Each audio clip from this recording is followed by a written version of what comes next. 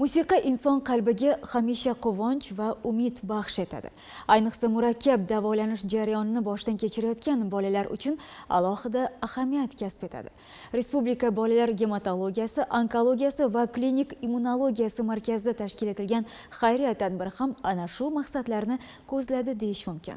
Mohir fortepianochi nomini olgan mazkur xayriya konserti tafsilotlari muxbirimiz lavhasida.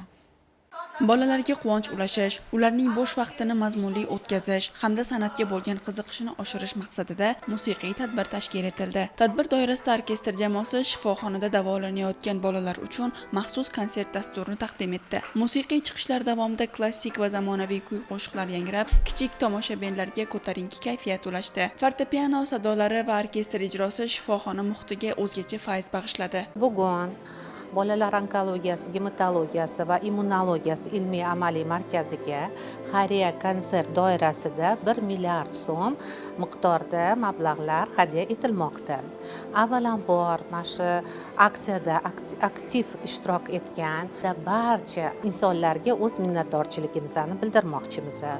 Bu mablag'lar bizada davolanayotgan onkologik, gematologik, immunologik, onkogematologik kasalliklar bilan xasta bo'lgan bemor bolachalarimizni davolashga yo'naltiriladi. Bu bolalarni maqsadi bo'lgan, juda ham intilishi katta bo'lgan. O'shaning uchun bolalar o'zilar chiqib shu ideya bilan qilaylik xayriya konsert, bolalarga to'plab pulni bolalarga berib yuboramiz. Bu xayriya konserti birinchi marta, Xudo xolasa, har yil xayriya konserti 1-iyunda o'tkazamiz.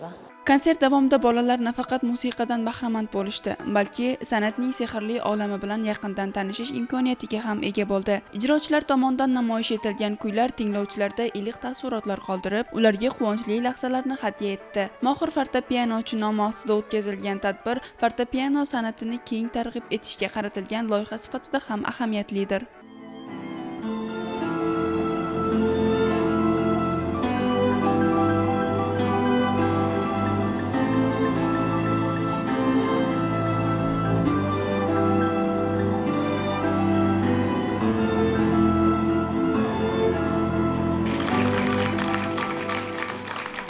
Bugungi konsertdan juda ham xursand bo'ldik. O'g'limning ham kayfiyati juda ham ko'tarildi. To'g'risini aytsak, juda ham tushkunlikka tushib qolamiz bu yoqqa kelib. Mana shunaqa konsertlardan ko'p bo'lib tursin.